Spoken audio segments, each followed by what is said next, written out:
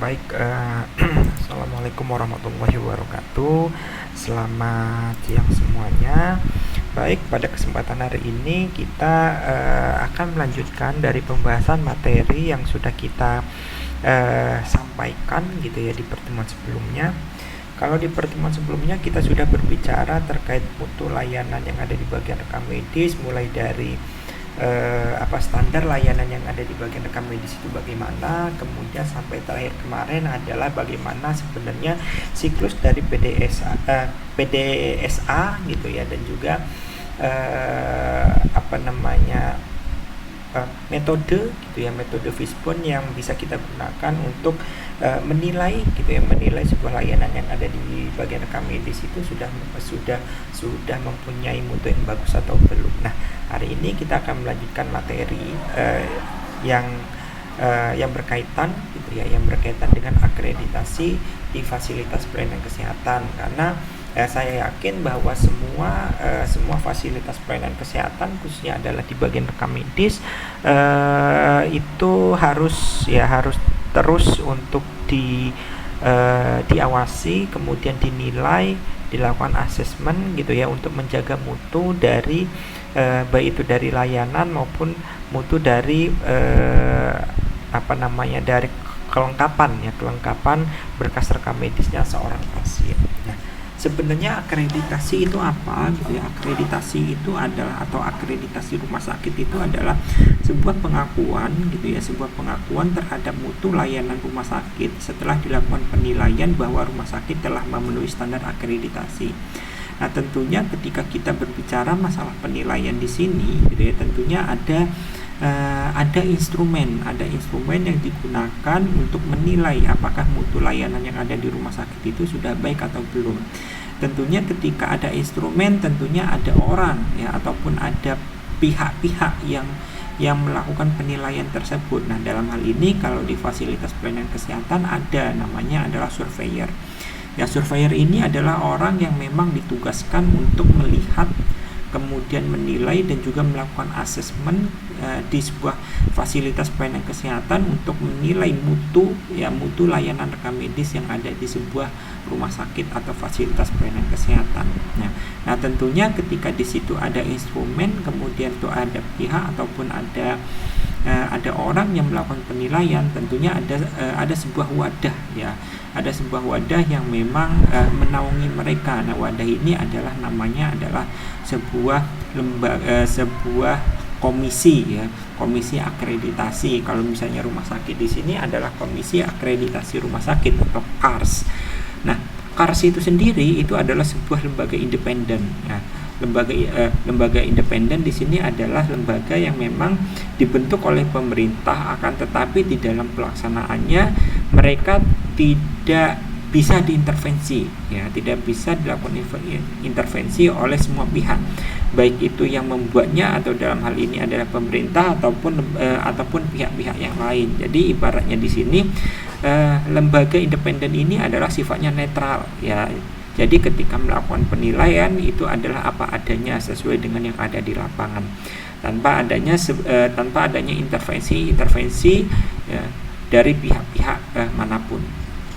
Nah, untuk akreditasi puskesmas, kemudian klinik Pratama, tempat praktik mandiri dokter, dan juga tempat praktik mandiri dokter gigi yang selanjutnya disebut dengan akreditasi juga adalah sebuah pengakuan yang diberikan oleh lembaga independen tadi yang sudah saya sampaikan gitu ya.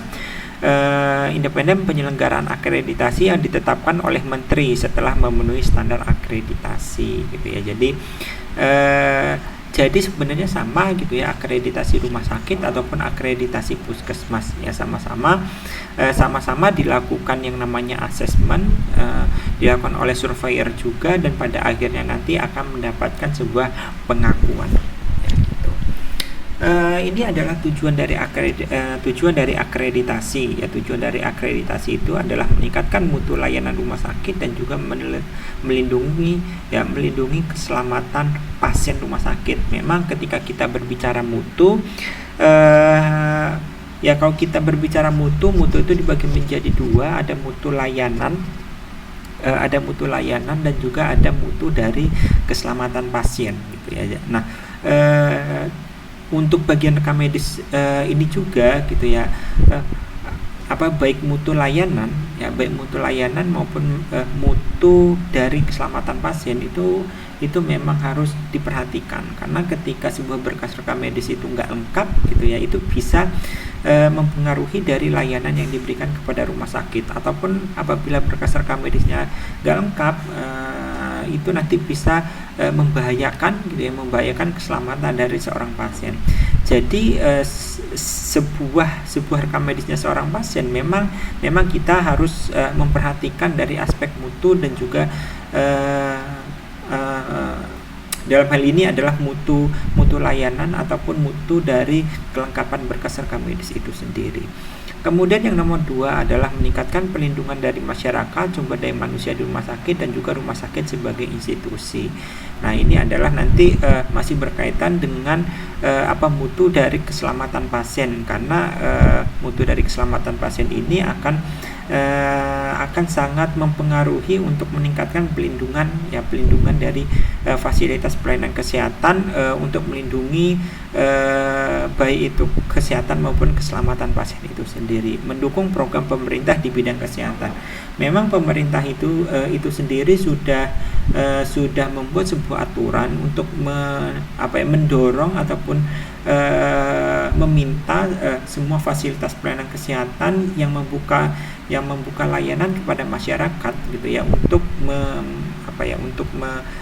melakukan atau mengikuti dari akreditasi ya, yang nantinya dilaksanakan atau diimplementasikan gitu ya oleh lembaga independen nanti.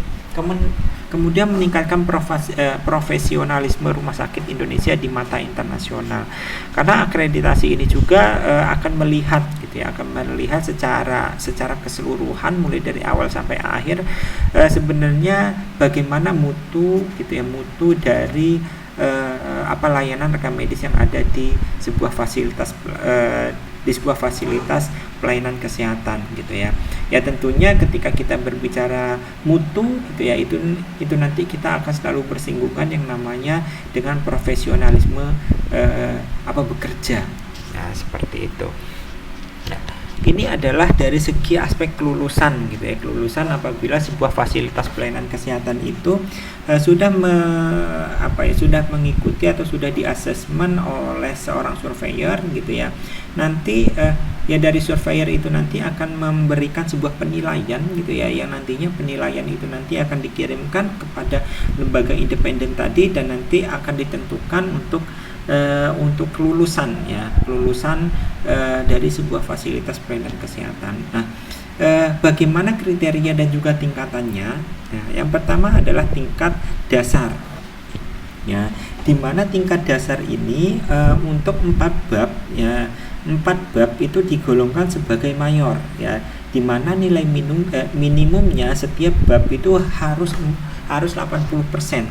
Nah, 4 bab itu apa saja? 4 bab itu adalah sasaran keselamatan pasien rumah sakit, hak pasien dan juga keluarga, kemudian pendidikan pasien dan juga keluarga, peningkatan mutu dan juga keselamatan pasien. Nah, 4 bab yang ada di sini itu adalah data dasar ya, data yang sangat penting untuk dipenuhi oleh sebuah fasilitas pelayanan kesehatan, dalam hal ini adalah rumah sakit, di mana keempat ini itu harus mempunyai nilai minimumnya untuk setiap babnya itu adalah 80%. Kemudian untuk 11 babnya itu digolongkan sebagai minor. Nah, untuk nilai minimumnya setiap bab itu harus 20%. Jadi untuk apabila kita mau mendapatkan yang tingkat dasar gitu ya, minimal 4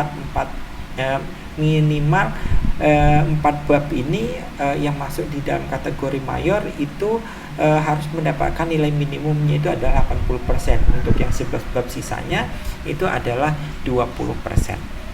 Nah, selanjutnya adalah tingkat madya. Ya, tingkat madya ini adalah 8 bab digolongkan mayor, kemudian nilai minimum untuk nilai minimumnya itu harus 80%, kemudian 7 yang digolongkan minor itu nilai minimumnya itu harus 20% gitu ya. Jadi kalau yang madya ini untuk yang mayornya 8 bab itu harus mendapatkan 80% minimum. Nah, tapi kalau misalnya yang dasar itu hanya 4 bab, untuk yang mayor itu harus mendapatkan nilai minimumnya setiap bab itu adalah 80%. Untuk yang tingkat utama, ya yang tingkat utamanya di sini itu adalah 8 bab. Ya, 8 bab itu digolongkan sebagai mayor, nilai minimum setiap babnya itu harus 80%, gitu ya. Kemudian untuk yang 7 bab itu digolongkan minor, nilai minimumnya setiap bab itu harus 20%. Nah, sedangkan untuk yang paripurna ini adalah sebuah tingkatan yang paling tinggi ya. Dalam artian di sini adalah bisa dikatakan layanan ataupun mutu layanan yang diberikan di sebuah fasilitas pelayanan kesehatan itu sudah sangat baik. Nah, untuk tingkatannya itu adalah yang paripurna. Nah, yang paripurna itu adalah apabila 15 atau semua bab yang digolongkan masuk ke dalam mayor itu nilai minimumnya setiap babnya itu adalah 80%. Nah, di Indonesia sendiri itu sebenarnya banyak sekali fasilitas-fasilitas pelayanan kesehatan, dalam hal ini adalah rumah sakit, yang sudah mendapatkan atau sudah sampai kepada yang mayor ini, atau yang tingkatan yang paripurna. Ya, paripurna itu sudah ada banyak sekali gitu ya. Sehingga itu ya bisa dipastikan gitu ya, untuk fasilitas pelayanan kesehatan yang sudah mempunyai tingkat yang paripurna itu adalah semua bab, dalam hal ini adalah 15 bab itu nilai minimumnya itu setiap babnya itu adalah minimal itu adalah 80% ataupun di atasnya ya gitu. Ya, untuk akreditasi fasilitas pelayanan kesehatan lainnya yang meliputi itu adalah ya, di situ ada puskesmas, ada klinik pratama, ada tempat praktek mandiri dokter, ada tempat praktek mandiri dokter gigi. Akreditasi ini dimaksudkan meningkatkan mutu layanan kesehatan dasar secara berkesinambungan. Seperti yang kita ketahui bahwa untuk fasilitas kesehatan yang tingkat pertama seperti puskesmas, klinik, kemudian praktek mandiri dokter, kemudian praktek mandiri dokter gigi itu adalah sebuah layanan kesehatan dasar ya. Layanan kesehatan dasar yang diberikan kepada seorang pasien ya. Tentunya walaupun itu adalah layanan kesehatan dasar, itu juga harus kita lakukan akreditasi untuk meningkatkan mutu layanan kesehatan kepada seorang pasien, dan itu dilakukan secara berkesinambungan. Kemudian akreditasi fasilitas pelayanan kesehatan yang lainnya itu dilakukan oleh surveyor akreditasi dari lembaga independen penyelenggara akreditasi yang ditetapkan oleh Menteri. Akreditasi puskesmas dan juga klinik pratama dilakukan setiap 3 tahun, sedangkan akreditasi tempat mandiri dokter dan juga tempat praktek mandiri dokter gigi itu dilakukan itu setiap 5 tahun. Jadi kalau misalnya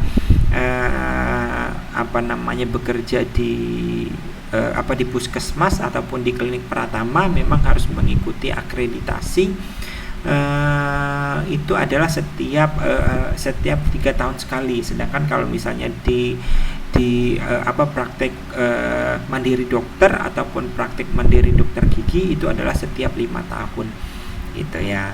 Jadi memang di sini ada sedikit perbedaan gitu ya, walaupun sama-sama di fasilitas pelayanan kesehatan yang tingkat yang pertama gitu. Nah, ini adalah definisi akreditasi puskesmas ya, dan juga yang lainnya gitu ya. Bahwa untuk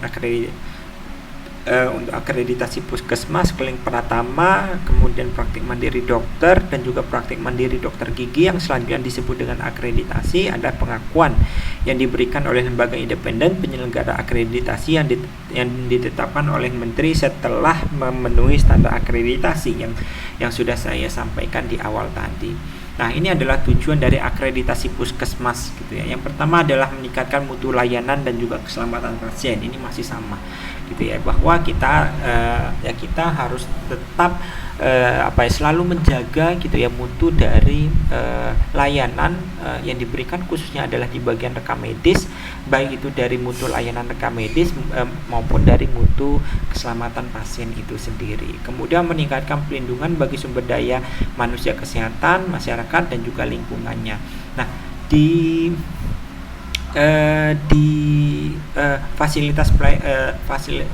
fasilitas pelayanan kesehatan yang tingkat pertama, ya di fasilitas pelayanan kesehatan tingkat pertama memang itu sedikit berbeda dengan fasilitas kesehatan yang tingkat lanjut. Karena kalau misalnya seperti di puskesmas ataupun di klinik itu kan memang yang diberikan itu adalah layanan dasar. Nah, layanan dasar ini dilakukan lebih banyak kepada bersentuhan kepada seorang pasien, karena untuk seperti puskesmas ataupun klinik untuk kegiatan-kegiatannya itu lebih bersentuhan kepada pasien gitu ya, sehingga di situ banyak kegiatan seperti yang namanya promkesada atau promosi kesehatan ada, kemudian kegiatan-kegiatan yang bisa dilakukan bersama bersama masyarakat, seperti misalnya melihat gitu ya atau mengecek jentik nyamuk yang ada di masing-masing rumah warga. Nah, itu adalah kegiatan-kegiatan yang memang bisa dilakukan bersama pasien gitu ya. Jadi kalau misalnya seperti puskesmas itu memang lebih sering bersentuhan kepada seorang pasien ataupun warga gitu. Kemudian yang nomor 3 adalah meningkatkan kinerja puskesmas, klinik pratama, kemudian praktek mandiri dokter gigi dalam pelayanan kesehatan perseorangan dan atau kesehatan masyarakat. Memang kalau di puskesmas itu ataupun di klinik pratama itu ada namanya layanan UKM sama UKP. UKM itu adalah unit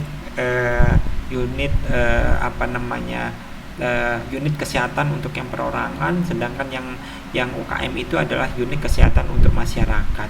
Nah, yang saya sampaikan tadi yang bersentuhan sama warga, sama masyarakat itu adalah kegiatan-kegiatan dari UKM. Ya, sedangkan UKP itu sendiri lebih kepada kegiatan untuk yang kuratif dan juga rehabilitatif, sedangkan yang UKM itu adalah lebih kepada yang promotif dan juga preventif. Sehingga kita di fasilitas pelayanan kesehatan untuk yang tingkat pertama itu memang lebih sering untuk bersentuhan kepada warga ataupun masyarakat, sehingga kita sering lebih dekat gitu ya, lebih dekat kepada masyarakat ya, pada akhirnya gitu. Nah, ini adalah penetapan status akreditasi yang ada di puskesmas, yang ada di klinik maupun praktek mandiri dokter ataupun dokter gigi. Nah, ini adalah berdasarkan Permenkes nomor 46 gitu ya. Nah, untuk penetapan akreditasinya itu sendiri sebenarnya hampir sama gitu ya, akan tetapi ada beberapa tingkatan yang berbeda. Kalau di puskesmas itu ada akreditasi yang statusnya adalah tidak terakreditasi. Artinya di situ adalah memang standar standar penilaiannya itu jauh dari standar pelayanan yang memang sudah ada gitu ya, sehingga di situ statusnya adalah tidak terakreditasi. Kemudian ada terakreditasi dasar, madya, utama dan juga paripurna. Ini sebenarnya hampir sama gitu ya, hampir sama seperti yang ada di rumah sakit. Kemudian kalau misalnya di rumah sakit tadi itu nggak ada status yang tidak terakreditasi, akan tetapi mulai dari dasar sampai kepada paripurna. Sedangkan kalau misalnya di puskesmas itu adalah ada puskesmas yang tidak terakreditasi apabila memang dari segi penilaian ataupun asesmen yang dilakukan oleh seorang surveyor itu memang belum sesuai dengan standar yang memang sudah ditentukan. Kemudian untuk yang klinik pratama bagaimana? Ini juga ada perbedaan gitu ya. Kalau misalnya di klinik atau di puskesmas itu ada akreditasinya itu ada utama. Nah, tapi kalau misalnya untuk yang pratama itu nggak ada yang utama. Adanya hanya yang tidak terakreditasi, kemudian dasar, madya dan juga paripurna. Nah, sedangkan untuk yang praktek mandiri dokter ataupun dokter gigi itu hanya ada 2, apakah dia terakreditasi ataupun dia tidak terakreditasi. Jadi tidak ada tingkatan gitu ya, seperti dasar, madya, paripurna itu nggak ada, tetapi hanya ada dua, apakah dia terakreditasi ataupun enggak terakreditasi. Nah, ini untuk akreditasi puskesmas itu menilai 3 kelompok pelayanan yang ada di puskesmas ya. Yang dinilai itu kalau misalnya di puskesmas itu ada yang namanya atau yang dinilai itu adalah kelompok admin itu adalah administrasi manajemen 1. Yang nomor 2 itu adalah kelompok UKM, yang nomor 3 itu adalah kelompok UKP yang sudah saya sampaikan tadi. Dimana untuk yang administrasi manajemen itu ada yang diuraikannya itu ada di bab 1, bab 2 sama bab 3. Dimana bab 1 itu lebih kepada penyelenggaraan pelayanan puskesmas, kepemimpinan manajemen puskesmas, dan juga peningkatan mutu puskesmas. Memang kalau misalnya ini memang lebih kepada berhubungan dengan manajemen ya. Manajemen artinya di situ adalah bagaimana sebuah puskesmas itu ya, bagaimana sebuah puskesmas itu di dalam mengatur ataupun memanajemen layanan kesehatannya. Selanjutnya adalah UKM ya. UKM di sini adalah yang diuraikannya itu ada di bab 4, bab 5 sama bab 6 gitu ya. Dimana untuk yang bab 4 ini adalah upaya kesehatan masyarakat yang berorientasi sasaran, kemudian kepemimpinan dan juga manajemen UKM itu sendiri, dan juga sasaran kinerja upaya kesehatan masyarakat. Sedangkan untuk yang UKP itu sendiri ada di bab yang ke-7, 8 dan juga 9 ya, dimana untuk yang bab 7 ini adalah layanan klinis yang berorientasi kepada pasien, kemudian manajemen penunjang layanan klinis dan juga peningkatan mutu klinis dan juga keselamatan pasien. Apabila kita perhatikan ataupun apabila kita analisis ini yang dinilai itu memang seperti yang sudah kita sampaikan di awal gitu ya. Yang dinilai di sini hanya ada 2 gitu ya, yaitu yang berhubungan sama mutu layanan dan juga mutu keselamatan pasien itu sendiri, karena memang keselamatan pasien itu memang lebih diutamakan gitu ya untuk untuk penilaian akreditasi ini. Mungkin itu dulu yang bisa saya sampaikan gitu ya. Mungkin kalau misalnya ada pertanyaan dari teman-teman semua, monggo.